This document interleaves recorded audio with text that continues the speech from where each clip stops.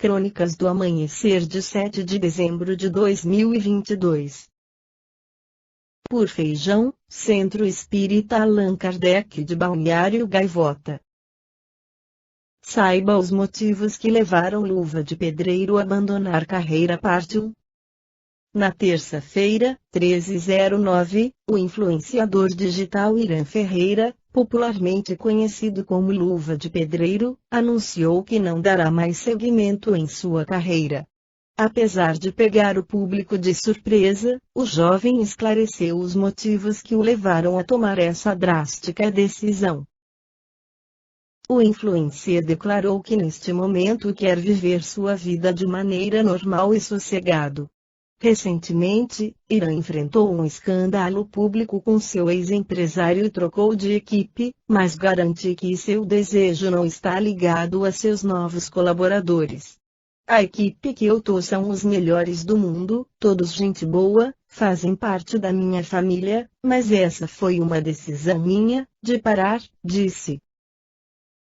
O jovem, que tem aproximadamente 14,3 milhões de seguidores nas redes sociais, declarou que irá somente terminar seus contratos atuais. Segundo informações apuradas pelo portal Goal, as pressões e ritmos intensos de compromissos acabaram pesando na decisão da estrela virtual.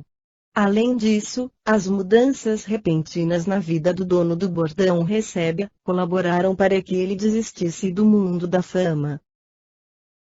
Vivemos em uma sociedade onde os contrastes crescem de forma acelerada e causam grandes constrangimentos para toda a sociedade, riquezas convivendo lado a lado com a pobreza, fama e anonimato, belezas e feiuras, saúde e doença. O mundo é um acumulado constante de contradições que nos impacta diretamente e convivemos com estas contradições como se estas fossem naturais e devessem ser aceitas por todos os indivíduos.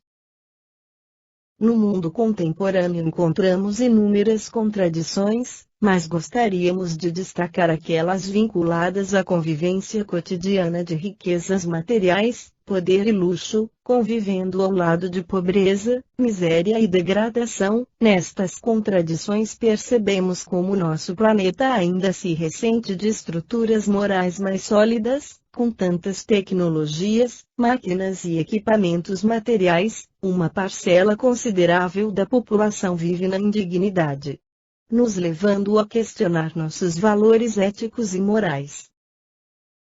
Na questão de número 814 de O Livro dos Espíritos, Allan Kardec fez a seguinte pergunta ao Espírito da Verdade: por que Deus a uns concedeu as riquezas e o poder, e a outros, a miséria?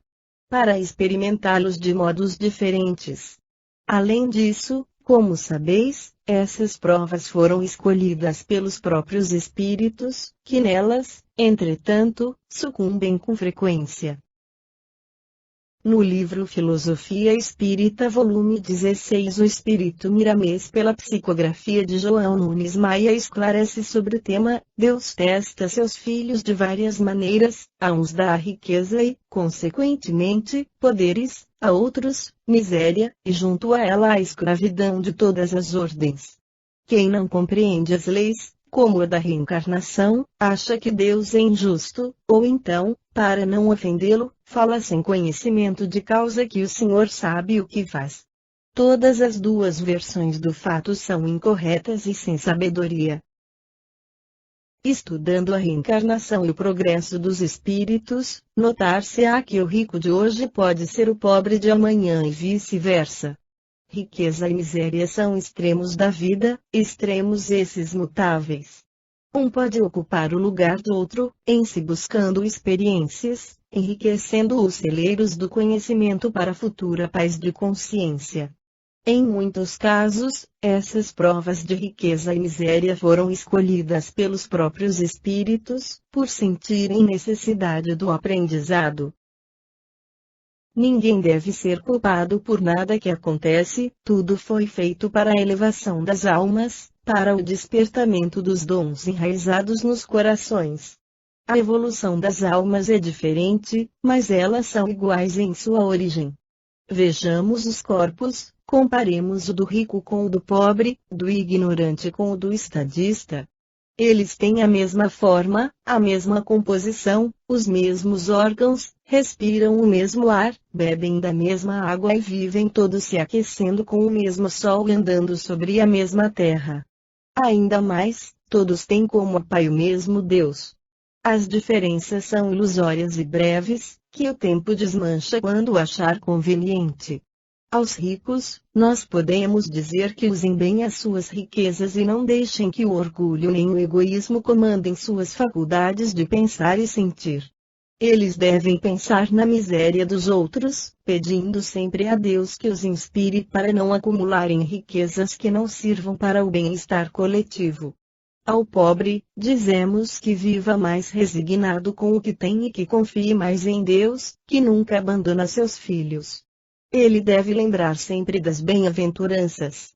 Jesus está sempre no meio dos que sofrem e não abandona os escorraçados pela justiça dos homens. Os ricos que sucumbem com frequência não perdem as experiências, algo fica guardado nos escaninhos da alma, para se completar no amanhã.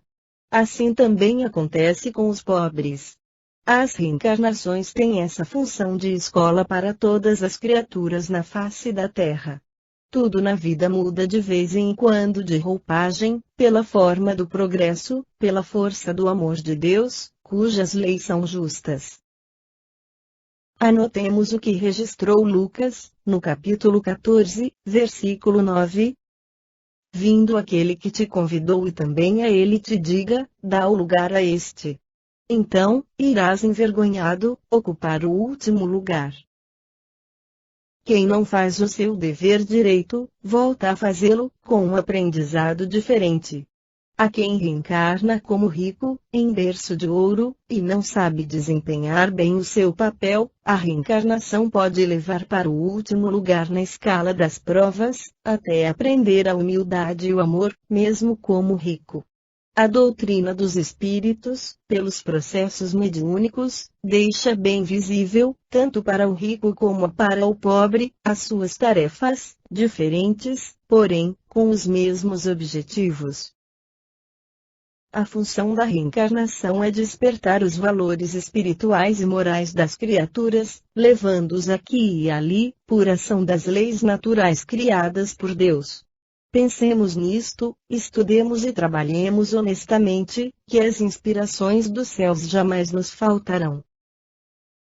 Esta foi a crônica do amanhecer de 7 de dezembro de 2022.